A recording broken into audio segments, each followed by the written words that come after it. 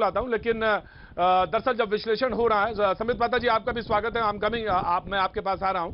लेकिन एक बात जो सबसे ज्यादा महत्वपूर्ण है वो ये कि 100 बात की एक बात जो है वो इन तमाम सारी बातों के बीच में तो एक बात वही, और उसको जो सबसे अच्छा प्रस्तुत करते हैं वो हमारे साथ हमारे सहयोगी मौजूद हैं, किशोर अजवानी जी।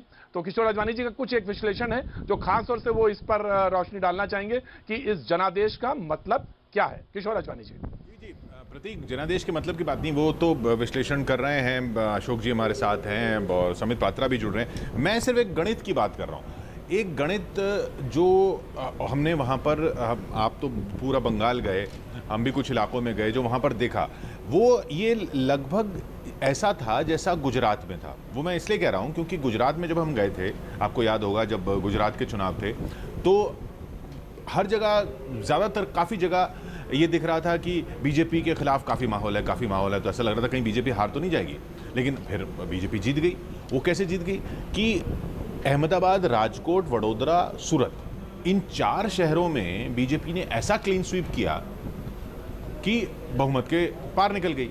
अब यही गणित जो था, यही गणित वहाँ पर भी दिखा बंगाल में कि लगभग 23 ज़िले हैं। अब 23 ज़िले हैं, उनमें 15 ज़िलों में बीजेपी अच्छी स्थिति में दिख रही है, और ये 15 ज़िले लगभग 3/4 एरिया बंगाल का और 1/4 एरिया 8 ज़िलों का।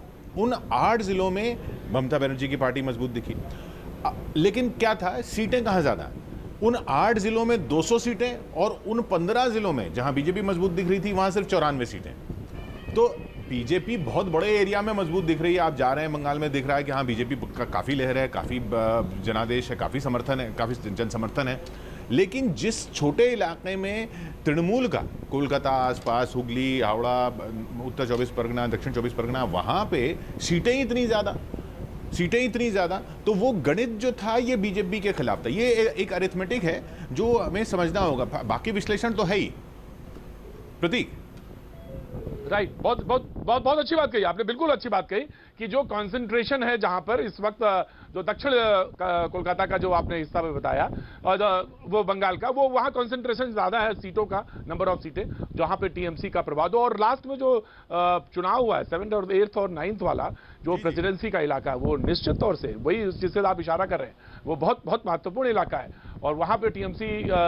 लेकिन ये आपका जो विश्लेषण है वो बहुत महत्वपूर्ण है, बहुत इसको आगे ले जाने वाली बात है जिस पे बातचीत होनी चाहिए। बहुत शुक्रिया जो आपने इस बात पे इशारा किया। हम संबित पात्रा साहब के पास रुख करना चाहेंगे। बंगाल में कहा गया कि खेला होबे, तो ये बात कही गई कि बंगाल में तो खेला होए गेছে, अब दिल्ली दिके खेला होबे।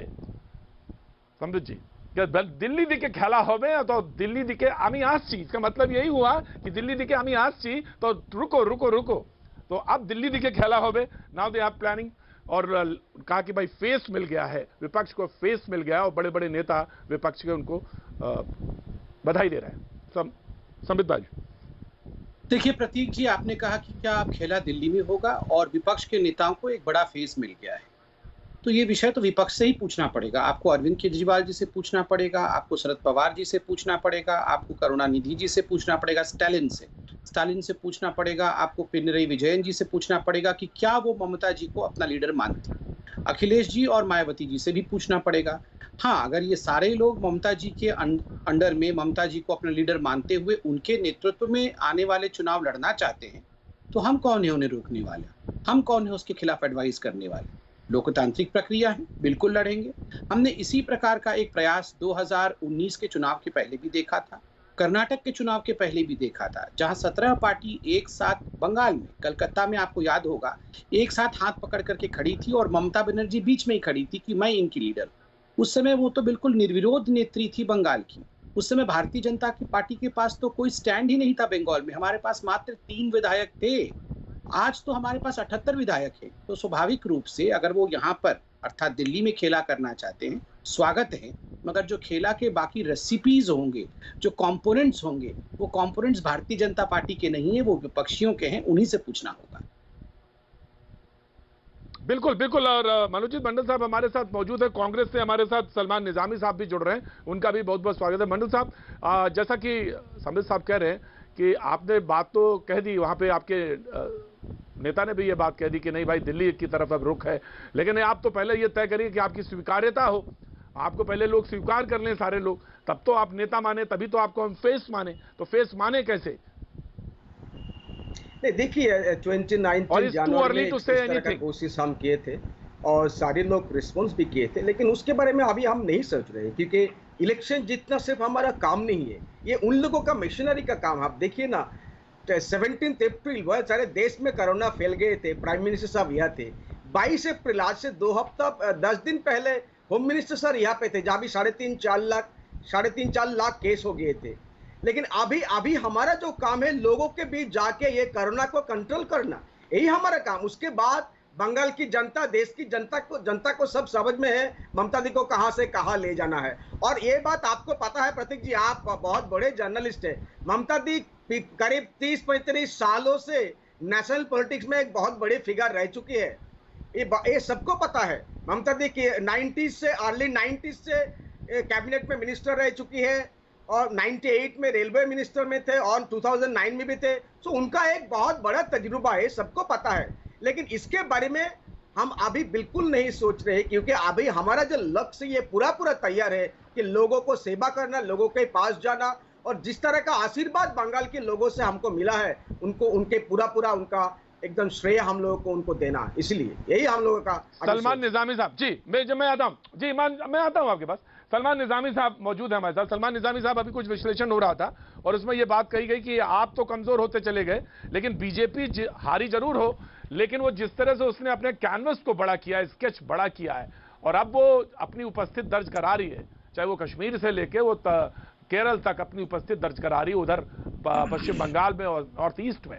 तो अब वो नेशनल फिगर है। आप तो कभी कभी उस पर इल्जाम लगाया करते थे कि भाई आप तो रीजनल फैक्टर है, आप तो सिर्फ हिंदी बेल्ट के हैं, लेकिन वो तो नेशनल फिगर पे आ गए। तो अभी आपके नेता को मैं सुन रहा था, उनकी एक टिप्पणी देख रहा था, ट्वीट देख रहा था, और वो ये कह रहे थे पटोले साहब कि पश्चिम बंगाल में तो जो कुछ हुआ वो हुआ, लेकिन आप बिल्कुल पूरी तरह से साफ हो गए, और अब तो आप सरकार वहां बनाने जा रहे थे, आप तो वहां पे 100 से ऊपर भी नहीं पहुंच पाए। देखिए प्रतीक जी, देश में जो 6 सालों में हालात पैदा हुए हैं, सिर्फ पोलराइजेशन की राजनीति हुई, विकास का कोई नाम नहीं था। ग्राउंड रियलिटी आपके सामने इस वक्त पूरे देश में कोरोना की वजह से किस तरीके से हमारे शमशान हो, कब्रिस्तान हो, सब पैक्ड हैं। ऑक्सीजन सिलेंडर्स के लिए हम भीख मांग रहे हैं। मैं ये नहीं कहूंगा, ऑन रिकॉर्ड में कहना चाहता हूं कि कांग्रेस में भी जहां जहां गलतियां हुई, कोताहियां हुई स्ट्रेटजी में, वहां उनको ठीक करने की जरूरत है। और ये नहीं आप देख सकते कि कांग्रेस जो है पूरे देश में आप कह रहे हैं कि यार यहाँ से जो चल रहा है कि अब कांग्रेस मुक्त हो गई।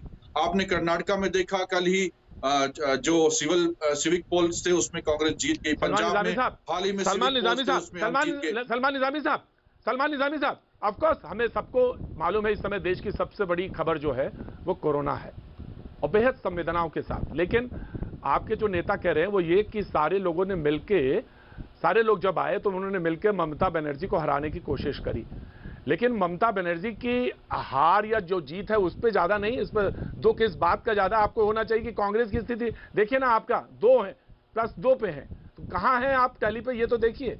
आपको अपनी स्थिति पे नहीं ज्यादा चिंता है और इस बात पे ज्यादा है कि कौन जीता कौन नहीं जीता। बीजेपी हार गई, देश में सबसे ज्यादा चिंता इंसान को ये होनी चाहिए, जो चाहे कोई भी पार्टी का हो, कि देश के हालात क्या हैं। इस वक्त कोई जीता कोई हारा, कांग्रेस